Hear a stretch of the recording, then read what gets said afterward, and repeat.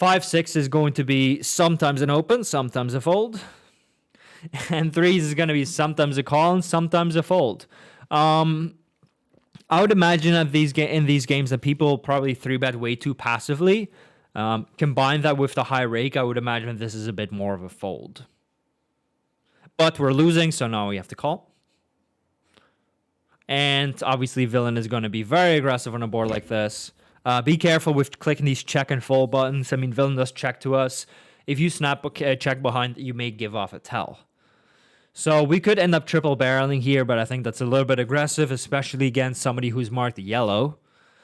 When he quickly checks twice, tells me he's got he's got something, a hand like, for instance, a pair like king nine suited, but something not great. So you end up bluffing here. I think that's a little bit ambitious. So yeah, we do have a decent amount of queens in our range, but remember, we're playing against a recreational player here. So you'll probably have to end up bluffing here.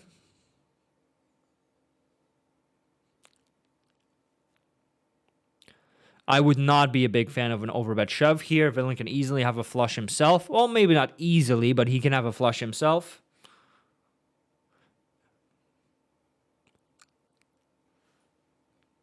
We're getting wrecked here. Let's look at the pocket tens in a second. Actually, let's look at them now. So normally for 53 bigs in a vacuum, this would be a call. However, villain absolutely snap shoved. Maybe that makes him ace king heavy, maybe not, but he's playing 18-12-5, right? I mean, when was the last time a guy 18-12? When was the last time a guy like this shoved with pocket sevens here? Probably not, right? So it's very close. I mean, in theory, this is an easy call, right? If you play this game against, let's say, Linus Love, tens is a snap call. Obviously you can lose. I'm not saying you have the nuts, but you would never fold. However, playing against somebody 18-12-5 who's shoved within a millisecond, you can probably actually make the fold. I mean, obviously against ace king, it's an easy call, right? You've got way over 50% equity, and you need way less than 50% equity. But villain also has tens plus, against which you have 20% equity. So you have to figure out at what ratio does he have hands like ace king versus hands like overpairs, and does he ever have hands that you're doing great against? Ace queen or ace five suited or pocket sevens, whatnot.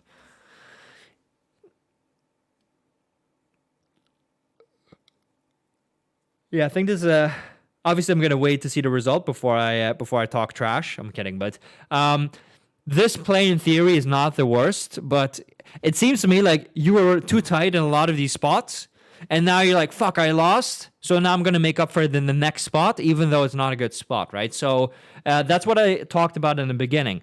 Don't just say I've been losing, so now I must win. Just look at the spot by itself, right? The fact that you've been losing every hand, I know it sucks. You were in a lot of tough spots, but that shouldn't have anything to do with this hand. So, because what ends up happening now is, in a spot where villain has a ton of hands that are going to snap call you, you are bluffing with a hand that has virtually no equity against a player who likely is not going to do much folding, right? I mean, the number one rule of playing against recreational players is they don't like to fold, right? So these types of fancy bluffs don't work out so well if he just like lol calls you with ace five suited here. So be careful with that.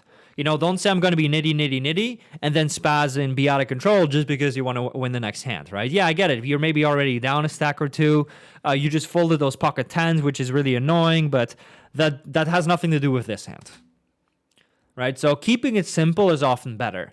I'm not convinced that a guy like Linus would have much of a higher win rate than, let's say, a guy at 500 Zoom, right?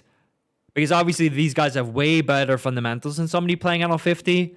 But somebody playing lower stakes might be slightly better at adjusting to weaker lineups. So, at a certain point, you see, obviously Linus would have way more skills than the 500 Zoom player, but those skills wouldn't really help you in this game very much. Meanwhile, I'll have a drink out of my doggy cup. And by doggy cup, I mean I have a picture of my dog on my cup. It's very cute. I got it as a birthday gift. Back to poker, we see 10-9-9, which is a scary board for us. Villain is going to have a lot of 10s and 9s and, not pocket 10s and pocket 9s, but 10x, 9x, flush draws, straight draws, overcards. So we have to be quite careful on a board like this. I'm fine with 3-betting ace-5 suited. Not every single time, but I like it. Like the sizing as well. Kind of awkward against half pot, right? I mean, on the one hand, you do unblock all the draws and you beat him, but they have a lot of equity. And it's going to be difficult to get the showdown here. So, yeah, this is going to be very, very close. On a board like this, you don't need to do an insane amount of check raising. I mean, the 9 just really hurts you. We can check raise, but not super often. Well, that's about the best card in the deck, this ace. And on the river, I actually wouldn't mind if you ended up check calling. I mean, you have a weak ace. You don't have a kicker that plays. You don't have a heart in your hand. You don't block the straight. So, you could end up checking here, and you could let villain bluff with a hand like Queen Jack. So I'd like to see you check here.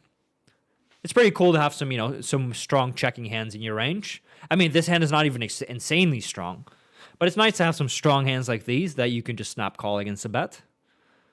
And villain is definitely gonna, do a decent amount of raising here. His 8-7s get there, his flush draws get there, and man, we're getting absolutely wrecked in this session. But that's okay, right? That's good. I mean, shout out to our student for showing us footage where he got wrecked.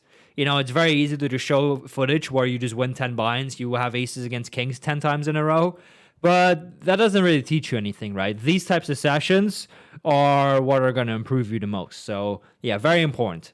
So, he chose improving his game over, a couple of quick shout-outs on the stream. So that's good for him. That shows confidence and humility. Anyway, so yeah, this is annoying, right? We have a good hand. We're probably supposed to call in theory, but then again, we don't block 8-7. We don't block the flush. So we basically have to give Professor Mick Schmidt, credit for checking back a draw, right? So if he always bets Queen Jack and always bets 8-7 and always bets flush draws, well, then what the hell is he representing on this turn unless he has like ace-9, right? So, or like 10-9. But if he's a little bit more deceptive and ends up checking those hands behind, which makes sense on the ace. I mean, the ace is not a good card for your betting range on the flop, so you must check behind sometimes. Then he can actually represent some good stuff. So again, I would imagine that in these games, people don't really do enough bluffing. If you plug this one into Pio, check call would have been a cool play. If it bets, then you probably would have to call. But it's very close. Ace Jack is kind of awkward here because under the gun is playing pretty loose, but he doesn't have a full stack. So, Ace Jack, for 35.5 bigs, obviously DJ Rush never has anything here. It's kind of close. Like Ace Queen is going to be a very easy get in, or Ace King, and Ace 10 is definitely not a get in. I wouldn't be surprised if Ace Jack were a get in here. So King 6 here, normally, this would be an easy not fold. However, with the high rake, I could imagine this being a fold. 3-bet bluffing also makes some sense, which I really don't mind. Let's go back to the Ace Jack. So villain goes third pot. Okay, obviously never folding. The queen is a good card for you. You're mostly worried about ace queen, which is now less likely.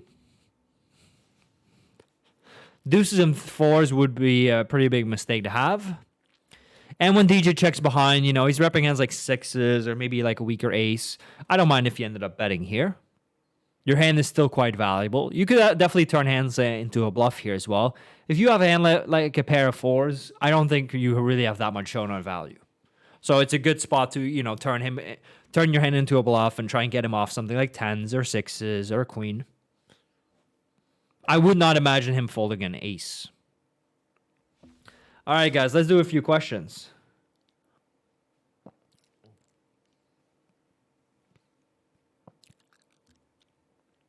Unfortunately, no action. Kind of sucks, right? Like once we lost with aces and now we raised aces twice and we just got him to fold.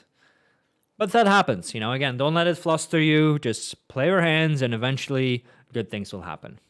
Yesterday I got fucking wrecked as well. The same thing. Like every time I just had aces and kings, they just folded. And then every time I had like a marginal hand, people played back at me every single time. But that's okay, right? In the last 2 weeks before then, I would just show with the nuts every single time, and people would pay me off. And when I then had a bluff, people would fold. So sometimes it just goes better than other times. Don't let that type of variance, get to you. so much. All right, kings. I have a bad feeling here, but let's see what we can do. Well, somebody marked yellow, open raise. Obviously, we're 3-betting. Like to see a bigger 3-bet than 12, more like 13. Yeah, bigger. Okay, fine. At least we 3-bet. That's good. And this board, I mean, remember we're playing against somebody who's yellow, so somebody who could be a little bit weaker. I don't know this player, obviously. This hand you definitely want to put some money in with. You've got a hand which is very strong, but also needs a lot of protection. And yeah, villain could have like pocket 8s or something, or pocket queens, and maybe even pocket 5s, but if he does, so be it.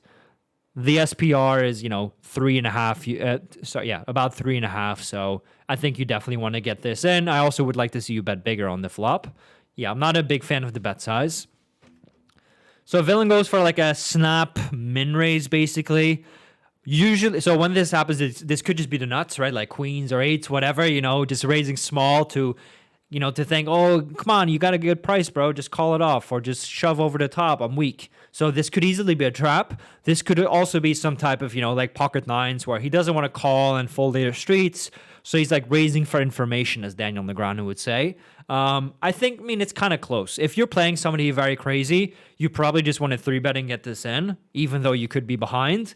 If you're playing against a more nitty recreational player, like this person seems to be, I think calling makes a bit more sense. That's not a good card for you. A hand like Jack 10, if he was bluffing, got there. 9's got there. So if he not like snap bombs it, that's really annoying. It's also annoying because when he bets here, he could also still have ace queen, right? He could have like king queen or queen jack. So this is again one of those really ugly spots. My prediction about not running good in this hand has come true so far. We're seeing very nitty stats, right? We're seeing a min raise on the flop, and now we're seeing a moderate bet. It's really ugly. I think you probably don't want to shove here. You're just going to get it in nearly dead very often. So if you call here, you could at least fold river, because I would imagine him maybe raising ace queen and betting the turn, but I'm not sure he would he would bet the river. So it would be pretty sick if you ended up folding here, right? We're saying, so we have 600 hands on this gentleman. He's playing 23-15, which is very nitty. And he's playing 5% 3-bet, which is very nitty as well. Now, I don't know about the other stats. I don't know about his one was a flop or, his general aggression stats. But if this guy is a huge nit, I wouldn't hate if you fold it. Again, would I fold this against a very tough player like Linus or Poker Cluck or Make Boyfriend, whatever? No, I wouldn't fold. But against this guy, I actually like it. Even though you folded and, I think it also showed great discipline. You have been getting wrecked. And you still made the tough fold. So that shows good, mental perseverance. Not just saying, oh, how could this happen to me? I'm so unlucky. Let me just go with it. Ace 9, we could decide to open raise sometimes. So yeah, even though you lost the hand, I actually think that it could have been the best play, and it shows a lot of mental strength. So good job. Ace 5 easy raise and 10-9 as well.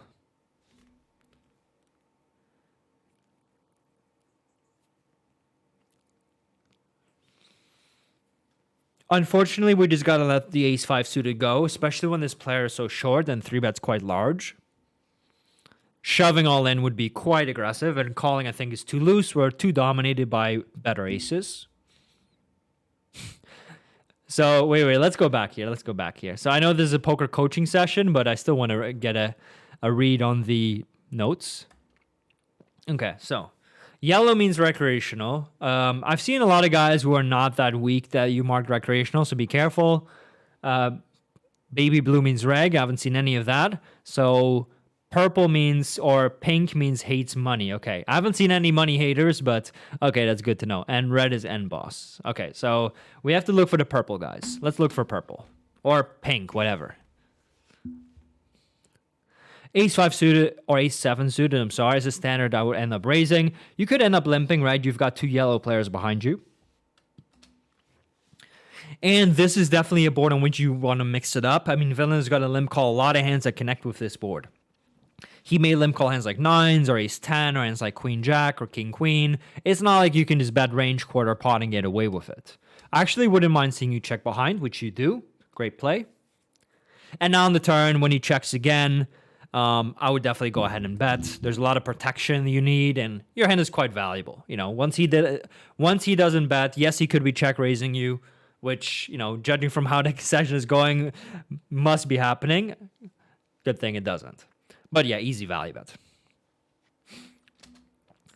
Villain bets full pot after limping on this king 6-4. It's not a good play. I do think we can go ahead and call here. And how he bets 2 again, right? It's kind of weird. Like, you're full potting the flop, but then, the turn is okay, and you're now betting third pot. It's kind of a strange play, right? Why not size up a little bit? I think you probably got to fold. I mean, having the 9 of hearts also blocks a couple of his bluffs, like, for instance, 9-8 of hearts, or 9 of hearts 8, or Jack 9 of hearts, or Jack 9 offsuit.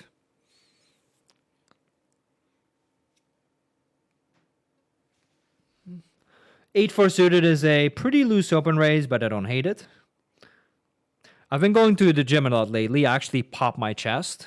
Maybe you heard that. Whenever I go to the gym a lot and my chest gets stronger, I can actually pop it. Not sure if that's a weird thing. I used to do that when when I was still growing. So, baby blue means reg, so definitely folding ace-6. With me, baby blue actually means big fish, so, I'm very tempted to just raise against them. Queen 7 is a pretty good hand, but I think we got to fold it. Queen 8, Queen 9 would be more attractive to continue with. Yeah, I think we got to fold. Okay, good.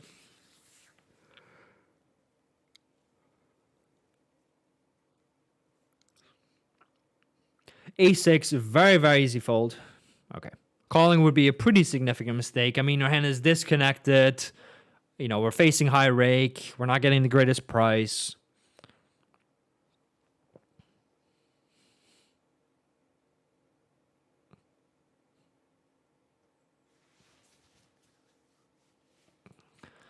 Couple of folds so far. Also, your avatar game is 10 out of 10. I really like it. King Queen suited is a nice hand to 3-bet with. I wouldn't do a whole lot of flatting in these games anyway, if at all, because the rake is so high.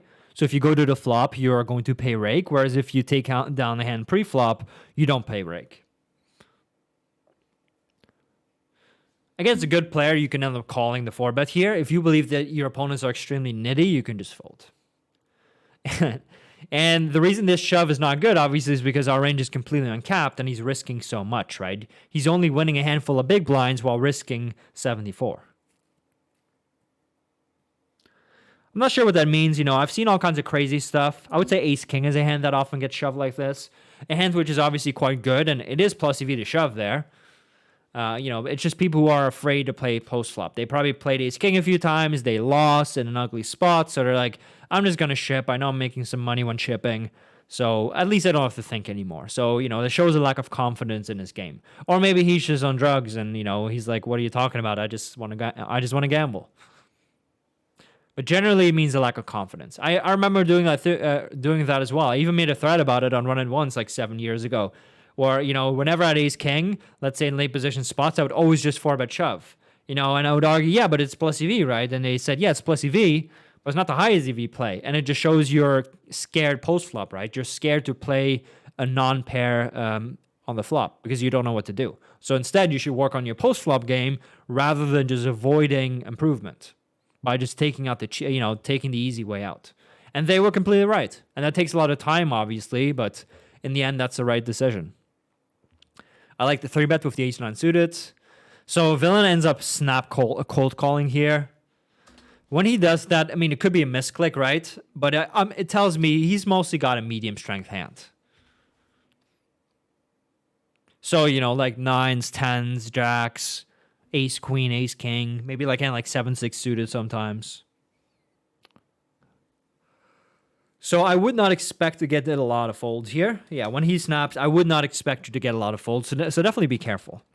I mean, any of those hands I named, right, other than in 6-7 suited, which ones are going to fold? Not many.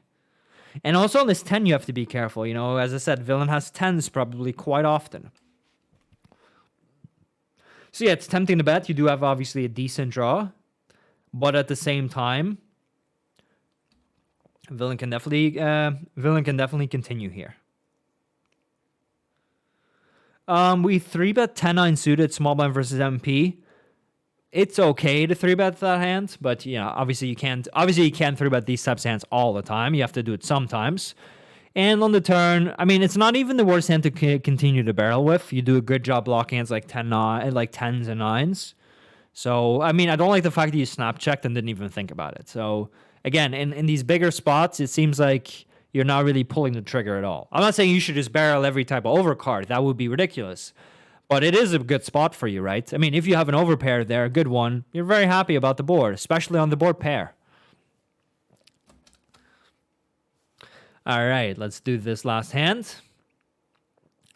So ace 10 8 is a good board for both of you. So it's quite surprising that Villain does this. I mean, I would say he's just probably strong. He doesn't have a full stack, and you bet small, and then he immediately raises huge, right? So, if let's say you had a hand like Jack 9 or like an under pair or any type of bluff, man, it's a tough one to pull off because you're so strong here. So, when a recreational player just snap puts in a ton of money, usually he just got it, right? So what you sometimes see in my games is that they'll like snap shove as a bluff on purpose to level you, right? To level you into thinking they're strong. But when a random recreational player does that, generally they've got it, generally. So yeah, we got absolutely wrecked in this session. I haven't seen a wreckage this bad in a long time, but it's a good thing, right? It shows that we're looking to improve and not just impress a couple of streamers. So yeah, shout out to our student. Thank you for sending the footage, and hopefully we'll run better next time. We've got enough footage for a second part, so stay tuned for that one next week. And obviously this video is going to go up on YouTube eventually.